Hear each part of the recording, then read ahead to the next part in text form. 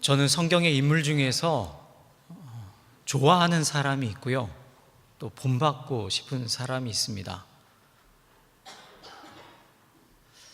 제가 좋아하는 성경 인물은 예수님의 12제자 중에 도마라는 사람입니다. 도마 별명 아시죠? 의심 많은 사람 도마. 제가 좋아합니다. 왜 좋아할까요? 가장 인간적으로 보이기 때문입니다. 그렇지 않습니까? 여러분, 사람 중에 의심 없는 사람 있습니까? 다 의심하지요. 의심이 없으면은 사실 사람이 아니지 않을까요? 이런 생각도 하는데요. 그래서 도마는 너무나 인간적이어서 제가 참 친근하게 느껴지고 좋아합니다. 그런데 본받고 싶은 사람이 있다고 했죠. 바로 오늘 본문에 나오는 세례 요한입니다. 근데 사실 별로 좋아하지는 않습니다. 왜냐하면 이 사람은 저와는 좀 너무 다른 것 같기 때문입니다. 사는 곳이 광야라고 하죠. 그가 먹었던 음식은 메뚜기와 석청, 들꿀이라고 합니다. 어떻게 그런 것을 먹고 살 수 있는지 모르겠습니다. 광야에서 하는 일, 선지자가 되어서 외치는 일을 했다고 합니다. 철저한 금욕과 그리고 경건의 삶을 산 대표적인 사람이 바로 세례 요한입니다. 그래서 제가 가까이 하기에는 너무나 먼 당신과 같이 느껴집니다. 그래서 좋아하기가 참으로 어렵습니다. 그런데 그래서인지 오히려 이 사람은 그래도 제가 가지고 있지 못한 면을 가지고 있기에 본받고 싶은 사람입니다. 그래서 오늘은 저와 여러분과 함께 이 본받고 싶은 사람 세례 요한을 함께 이야기해 보려고 합니다. 오늘 본문 22절에 보면 이 요한복음의 저자인 사도 요한이 예수님께서 세례를 베푸셨다라고 기록하였습니다. 사실 예수님께서 세례를 베푸셨다는 이 기록은 다른 복음서에는 없습니다. 그리고 또 요한복음 우리가 4장 읽지는 않았지만 2절에 보면 예수님께서 친히 세례를 베푸신 것이 아니고 이것은 제자들이 베푼 것이라고 이 사도 요한이 설명을 덧붙여주고 있습니다. 정리를 해보면 예수님이 직접 세례를 베푸셨다기보다는 예수님을 따르는 그 무리들 중에서 세례가 행해지고 있었다라는 것, 그렇게 이해를 하면 별로 무리가 없을 듯합니다. 그런데 사도 요한이 예수님께서 세례를 베푸셨다는 것을 기록한 이유가 있겠죠. 왜냐하면 당시 많은 사람들에게 세례를 베풀었던 그 세례자 요한, 그 사역과 예수님의 사역을 서로 비교하고 견주기 위한 것이라 그렇게 보입니다. 그래서 23절 우리가 읽은 본문에 보면 요한도 살렘 가까운 에논에서 세례를 베풀고 있었다, 그렇게 기록하고 있죠. 즉 세례자 요한이 세례를 베풀고 있던 그때에 예수님도 세례를 베풀고 계셨다는 사실을 사도 요한은 우리에게 말해주고 있습니다. 그러니 우리는 성경을 통해서 이 세례 요한과 예수님 사이에 비슷한 점들이 참 많다는 것들을 발견하게 되는 것이죠. 어떤 면들이 비슷합니까? 먼저는 그 출생 과정이 상당히 비슷합니다. 세례 요한과 예수님 모두 어머니가 잉태하기 전에 하나님의 사자로부터 그 수태고지를 받습니다. 세례 요한의 어머니 엘리사벳이죠. 나이가 많았습니다. 하지만 자녀가 없었습니다. 이미 아이를 낳을 수 있는 때가 훌쩍 지난 것이죠. 그래서 출산에 대해서는 아마 포기했을 것입니다. 그런데 뜻밖의 하나님의 천사가 나타나서 세례 요한을 낳을 것이라 알려주었고, 그래서 그녀는 세례 요한의 어머니가 되었습니다. 예수님의 어머니 마리아도 마찬가지였습니다. 그녀는 남자를 알지 못하던 사람이었습니다. 그런데 가브리엘 천사가 나타나죠. 예수를 낳을 것이라 일러줍니다. 그리고 그 예언대로 그녀를 통해 예수님이 이 땅에 태어나시게 되었습니다. 세례 요한과 예수님의 활동 시기도 비슷합니다. 엘리사벳과 마리아의 뱃속에 있을 때 그 임신 상태에서 이들이 만나기도 했죠. 그리고 성경은 세례 요한이 예수님보다 6개월 먼저 태어났다는 것을 말씀합니다. 예수님은 세례 요한에게서 세례를 받은 이후에 공생애를 시작하셨습니다. 그러니 태어난 시기도 거의 비슷하고 활동하던 시기도 비슷하고 이 세상을 떠난 시기도 그렇게 큰 차이가 나지 않습니다. 그리고 세례 요한과 예수님이 선포한 메시지, 그 메시지도 동일한 메시지였습니다. 세례 요한이 선포한 메시지가 무엇입니까? 아주 단순한데요. 회개하라, 천국이 가까이 왔다 였습니다. 예수님도 공생애를 시작하시면서 사람들에게 하나님의 말씀을 선포하시죠. 회개하라, 천국이 가까이 왔느니라. 회개와 임박한 하나님의 나라를 전하였습니다. 그것이 바로 예수님과 세례 요한의 메시지였습니다. 아니, 좀 더 엄밀히 따져보면 세례 요한이 먼저 메시지를 선포했고 예수님은 세례 요한의 메시지와 동일한 메시지를 선포하셨습니다.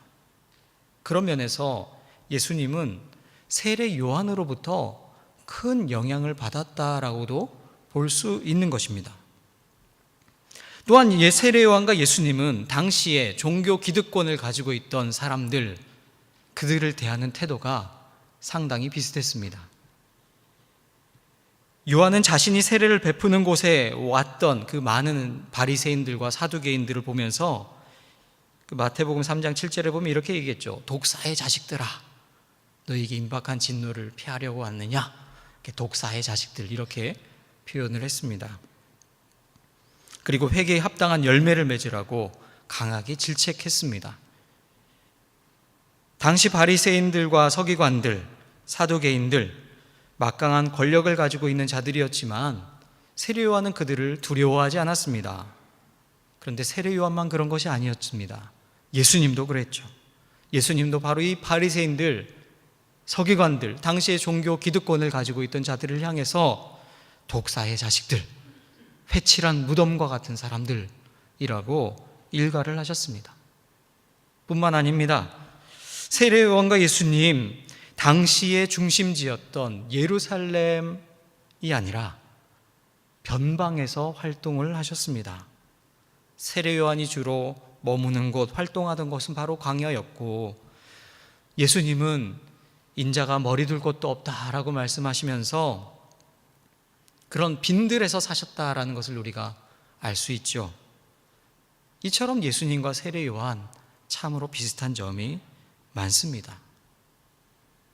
그래서인지 많은 사람들은 이 세례 요한과 예수님을 비슷하게 여겼습니다. 예수님께서 빌립보 가이사랴 지역에서 제자들에게 사람들이 나를 누구라고 하느냐 이렇게 질문을 하셨죠. 그때 제자들이 당시 사람들이 가지고 있었던 그 예수님의 생각에 대해서 예수님에게 이렇게 말해줍니다. 어떤 이들은 세례 요한이라고 하고 엘리야라고도 하며 어떤 이는 예레미야나 선지자 중에 하나라고 합니다. 이렇게 말이죠. 그래서 어떤 이들은 그 예수님을 보면서 죽은 세례 요한이 다시 살아난 것이 아니냐라고 얘기할 정도로 이 예수님과 세례 요한을 사람들은 비슷한 사람들로 여겼습니다. 사역의 내용, 그리고 전한 메시지, 활동했던 시기, 장소 등등 이런 모든 사항들을 볼 때 이 예수님과 세례 요한은 참 비슷한 점이 많습니다. 그런데 사역의 시작은 누가 먼저 했습니까? 세례 요한이 먼저 했죠. 예수님은 공생애를 시작하시면서 바로 이 세례 요한의 영향력을 무시할 수 없었던 것입니다. 예수님은 공생애를 시작한 지 얼마 되지 않았던 때라, 바로 그리고 이 본문이 있던 때는 이 세례 요한의 제자들이 더 많았다고 우리는 충분히 짐작할 수 있습니다.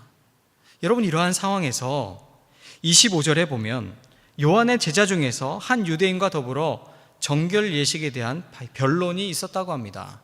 즉, 사람들이 예수님의 세례와 또 세례 요한의 세례에 대해서 비교하는 일들이 있었다는 것이죠. 누구의 세례가 더 확실한지, 누구의 세례가 더 능력이 있는지, 사람들이 누구의 세례를 더 지지하는지 등을 가지고 설왕설래했던 것입니다. 사실 이러한 상황은, 이러한 일들이 일어나는 것 자체는 먼저 사역을 시작했던, 그리고 그를 따랐던 그 세례 요한의 제자들에게는 어떻게 보면 참 받아들이기 어려운 상황이었을 것입니다. 왜냐하면 우리가 먼저 사역을 시작했고 지금까지 고생하면서 이렇게 했는데 뒤늦게 등장한 사람들이 우리에게 올 사람들을 빼앗아가는 것 같고, 그 사람들이 더 주목을 받는 것 같으니 그들이 곱게 보일 수 없었던 것이죠. 여러분, 그 상황이 이해가 되십니까? 그래서 26절에 보면 이 요한의 제자가 요한에게 이렇게 말합니다. 랍비님, 보십시오. 요단강 건너편에서 선생님과 함께 계시던 분, 곧 선생님께서 증언하신 분이 세례를 주고 있는데 사람들이 모두 그분에게로 모여듭니다. 이 말을 하고 있는 이 제자의 어투가 어떻겠습니까? 굉장히 격앙되지 않았겠습니까? 때로는 따지듯이 그 선생님에게 얘기하지 않았나 싶습니다. 바로 이 얘기 속에 이 요한의 제자가 가지고 있는 그 마음의 상태를 엿볼 수가 있습니다. 아마 많은 사람들이 실제로 예수님 무리에게 가서 세례를 받았던 것으로 보입니다. 여러분, 그런데 그렇다고 해서 세례 요한에게 온 사람은 한 명도 없었습니까? 사실 그렇지는 않습니다. 23절에서 보았던 것처럼 예수님에게 간 사람도 있지만 요한에게 온 사람도 있었습니다. 그런데 이 요한의 제자가 보기에는 모든 사람들이 예수에게로 가는 것처럼 보였던 것이죠. 그의 마음속에 이런 생각이 있었던 것입니다. 저들에게 가는 저 사람들 원래 우리에게 와야 되는 사람들인데, 우리에게 올 사람들이었는데 갑자기 나타난 저 예수가 우리에게 올 사람들, 우리 선생님에게 올 사람들을 다 빼앗아 가는구나. 그래서 선생님에게 물었던 것이지요. 선생님, 이 상황을 그냥 그대로 보고만 계실 것입니까? 이 문제를 어떻게 해결하실 것입니까? 성도 수가 점점 줄어져 가니까 마치 그 지도자들에게 왜 우리 성도들은 줄어가고 저 옆에 있는 교회는 늘어나는데 어떻게 해야 됩니까? 이런 것을 묻는 것과 어떻게 보면 상당히 유사합니다. 사실 이러한 모습은요, 요한의 제자들에게만 있는 것이 아닙니다. 우리 속담에도 보면 사촌이 땅을 사면 배가 아프다고 하죠. 원래 잘 알지 못하는 사람들이 일이 잘 되고 좋은 성과를 내는 것을 보면은 그거 별로 그렇게 신경 쓰이지 않습니다. 왜냐하면 잘 모르는 사람이니까 열심히 했겠구나, 그럴 수도 있겠다, 이렇게 생각을 하지요. 그런데 내가 잘 아는 사람, 더군다나 나와 좀 비슷한 사람, 그런데 그 사람이 어떤 큰 성과를 내고 일이 잘 풀리면 괜히 속이 쓰립니다. 저만 그렇습니까? 사실 속으로는 마음껏 좀 축복도 해주고 싶고 축하한다는 얘기를 해주고 싶은데 그게 좀 마음대로 되지 않고 속에서는 먼저 쓰려오는 것이 우리 사람이지 않나 싶습니다. 그것이 좀 솔직한 심정이지 않습니까?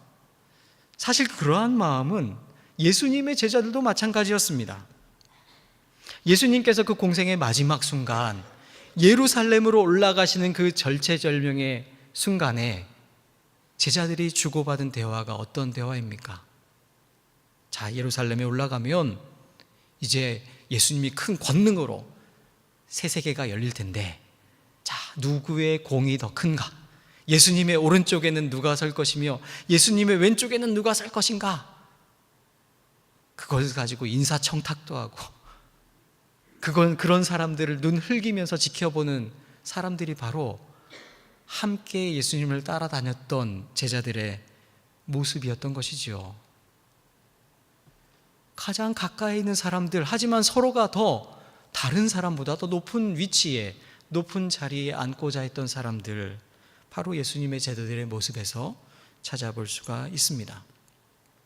그렇게 보면 앞서 선생님에게 따지듯이 말했던 이 세례 요한의 제자가 특별하게 악한 사람이거나 욕심이 많은 사람이라 생각되지 않습니다. 어쩌면 우리와 똑같은 성정을 가지고 있는 사람이지요. 그런데 바로 그 제자의, 따지듯이 질문하는 그 제자에 대한 이 세례 요한의 답, 여기에서 오늘 우리 그리스도인들이 지향해야 하는 삶의 자세를 엿볼 수가 있습니다. 그 세례 요한의 답이 27절에서 30절에서 이어지고 있습니다. 먼저 요한은 이렇게 말을 합니다. 하늘에서 하늘이 주시지 않으면 사람은 아무것도 받을 수 없다. 여러분, 무슨 뜻이겠습니까? 하늘이 주시지 않으면 사람이 받을 수 없다. 우리의 모든 주권이 하나님께 있다는 것이지요. 그동안 많은 사람들이 나에게 와서 세례를 받았지만 그것은 내가 잘해서가 아니다. 온전히 하나님께서 그들을 나에게 보내주신 것일 뿐이다. 이와 마찬가지로 사람들이 예수에게로 가는 것, 그것은 하나님께서 하시는 일이다. 그것을 내가 어떻게 막을 수 있겠느냐? 그렇습니다. 우리의 삶의 주권이 과연 어디에 있습니까? 우리의 삶은 어떻습니까? 우리의 교회는 어떻습니까? 우리의 가정은 어떻습니까? 하나님 없이 우리의 힘과 내가 가지고 있는 어떠한 능력으로 할 수 있는 것이 있다고 여러분 생각하십니까? 요한은 자신이 지금까지 감당해 왔고 지금도 감당하고 있는 이 사역의 그 힘의 근원이, 모든 것이 나에게서 나온 것이 아니라 하늘로부터 온 것이라는 것을 확실히 알고 있었습니다. 그리고 그것을 제자들에게 말하는 것이죠. 이어서 고백합니다.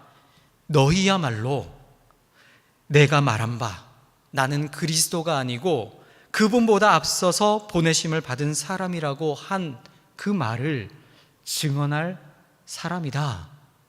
제자들에게 이 얘기를 들려주는 것입니다.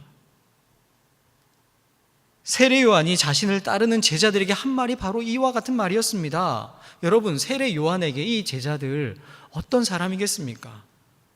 이 제자들은 그야말로 세례 요한을 이 세상의 어떤 사람보다 위대한 사람으로 모시고 섬기는 사람들입니다.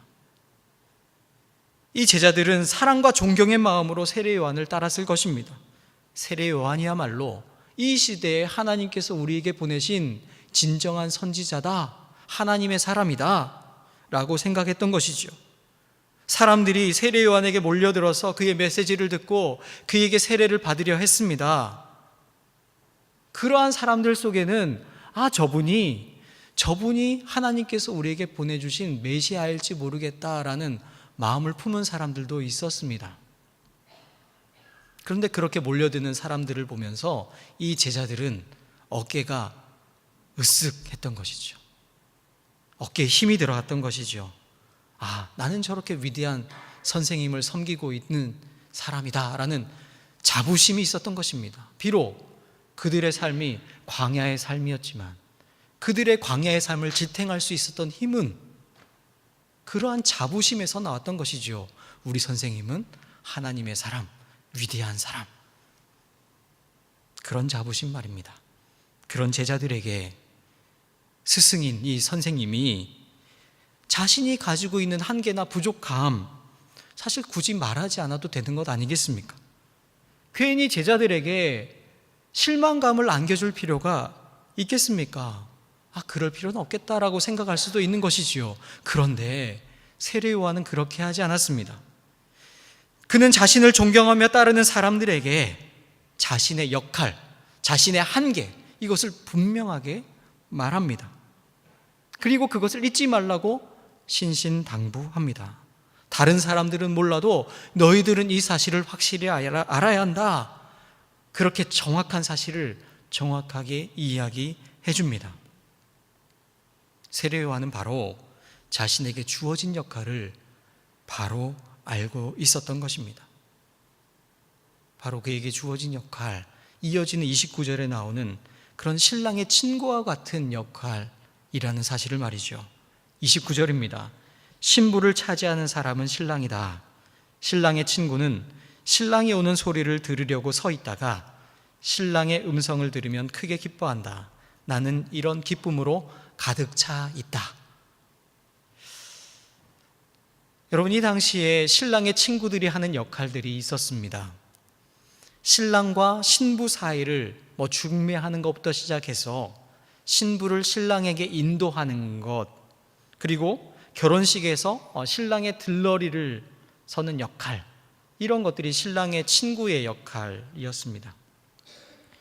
그런 신랑의 친구들은 누구보다도 이 신랑과 신부의 결혼을 기뻐했고 또 그 기쁨으로 인해 모든 것을 감당할 수 있었던 것이죠. 그리고 바로 세례 요한은 그것을 자신의 기쁨이 그러하다고 오늘 표현을 하고 있습니다.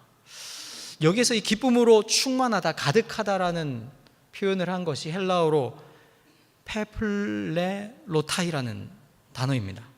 이 뜻이 물이 가득 차서 넘실넘실되는, 곧 넘치기 직전에 그런 충만한 그런 상태입니다. 신랑을 신부에게로 인도하는 역할이 나에게 주어진 역할인데 그 역할을 감당하면서 내가 이 역할을 감당하고 나니 물이 찰랑찰랑 넘칠 것처럼 넘치기 직전에 그 가득한 충만함의 기쁨이 나에게 있다라고 표현한 것이죠. 그런데 여러분 생각해 보십시오. 결혼식의 진짜 주인공은 누구이겠습니까? 신랑의 들러리가 주인공입니까? 말 그대로 들러리일 뿐이죠. 주인공은 신랑과 신부입니다. 누가 뭐라고 해도 틀리지 않습니다. 그리고 누구나 다 우리는 인생의 주인공이 되고 싶어 합니다. 기왕이면 신랑이 되어서, 기왕이면 신부가 되어서 그 큰 기쁨을 누리고 싶어 합니다. 그런데 세례 요한은 자신이 주인공이 아니라는 것을 압니다. 그리고 주인공이 되려고 하지도 않습니다. 기쁨이 충만한 상태로 기꺼이 신랑의 친구가 됩니다.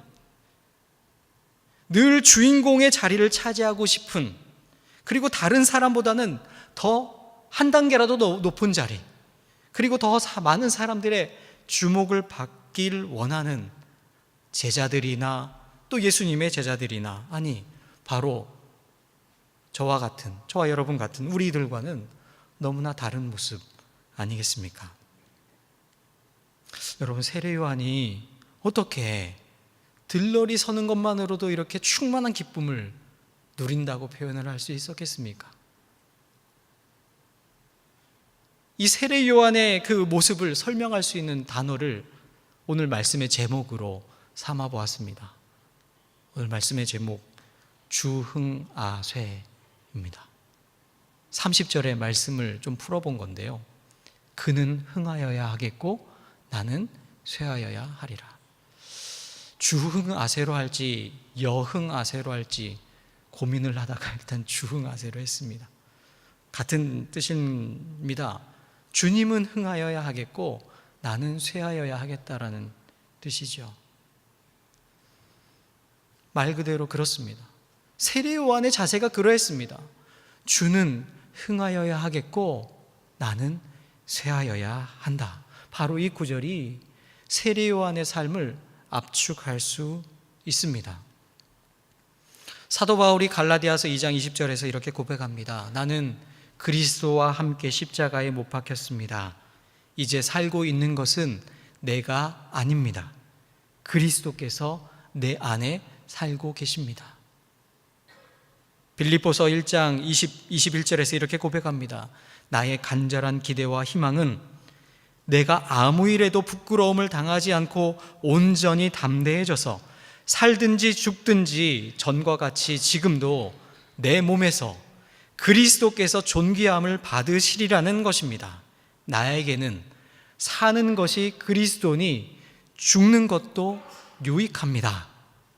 사도 바울의 고백입니다. 세례 요한뿐만 아니라 바울, 이 사람들 모두가 자신을 향한 하나님의 뜻, 자신의 인생의 목적을 알았습니다.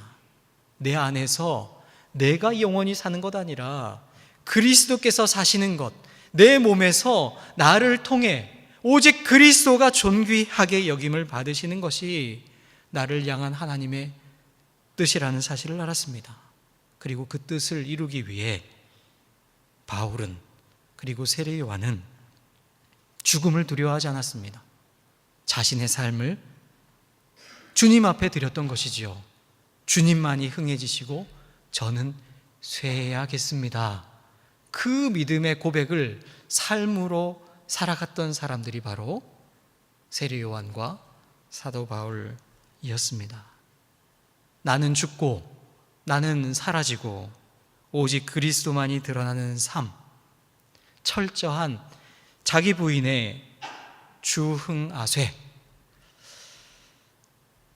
여러분, 이 마음, 이 우리 믿음의 선배들의 마음이 우리의 마음 될 수 있기를, 또 우리의 고백이 될 수 있기를 간절히 소망합니다. 그런데 여러분, 비단 세례 요한과 바울만 그러한 삶을 살았겠습니까? 사실 그 삶의 원조가 있습니다. 바로 우리의 믿음의 본이 되시는 예수 그리스도입니다. 빌립보서 2장에서 이렇게 예수 그리스도의 삶을 표현해 줍니다. 그는 하나님의 모습을 지니셨으나 하나님과 동등함을 당연하게 생각하지 않으시고 오히려 자기를 비워서 종의 모습을 취하시고 사람과 같이 되셨습니다. 그는 사람의 모양으로 나타나셔서 자기를 낮추시고 죽기까지 순종하셨으니 곧 십자가에 죽기까지 하셨습니다. 바로 이 모습, 예수님의 모습이 주흥아세의 바로 원조인 것이죠. 2019년 우리는 예수 따르기를 원합니다. 예수님의 삶이 우리의 삶이 되기 원하고 예수님께서 가신 그 길이 우리의 길이 되기를 원합니다. 여러분, 그 길을 사모하시지요? 어떻게 하면 그렇게 살 수 있겠습니까? 그 길이 과연 어떤 길이겠습니까? 바로 이 주흥아세의 길입니다.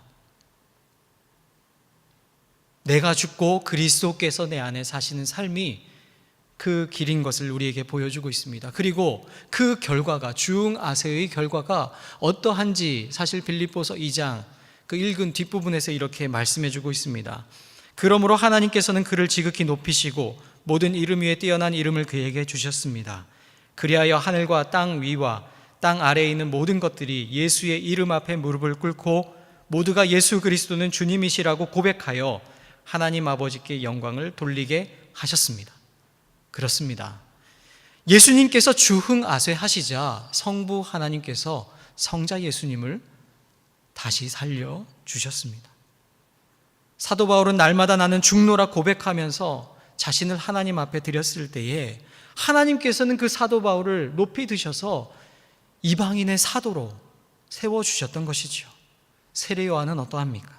그가 주흥아세의 삶의 자세를 가지고 그러한 삶을 살았을 때에 예수님께서 세례 요한의 삶에 대해서 이렇게 평가를 하십니다. 내가 진정으로 너희에게 말한다. 여자가 낳은 사람들 중에 세례자 요한보다 더 큰 이가 없다. 사랑하는 여러분, 세례 요한은 스스로 쇠하는 길을 선택했습니다. 그것이 우리의 눈에 보기에는 마치 역사의 뒤편으로 사라져버린 것 같이 보이기도 합니다. 그런데 그러한 사람을 하나님이 높여주셨습니다. 사람들이 보기에는 잊혀져 버리는 것 같지만 하나님은 결코 잊지 않으신다는 것이지요.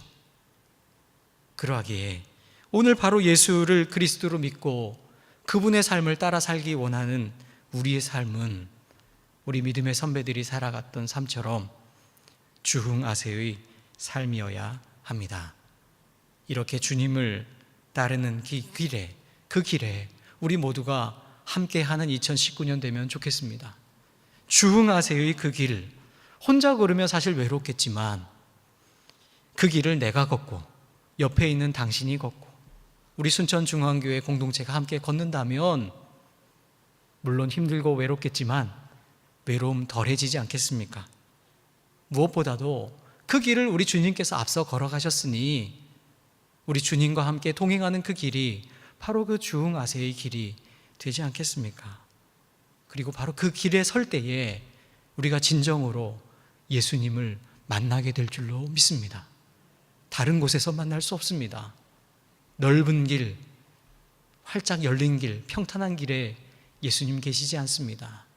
좁고 협착한 길, 누구도 찾지 않은 그 길, 하지만 그 길에 예수님이 우리를 기다리고 계십니다. 그 길로 함께 걸어가는 2019년 되기를 간절히 소망합니다.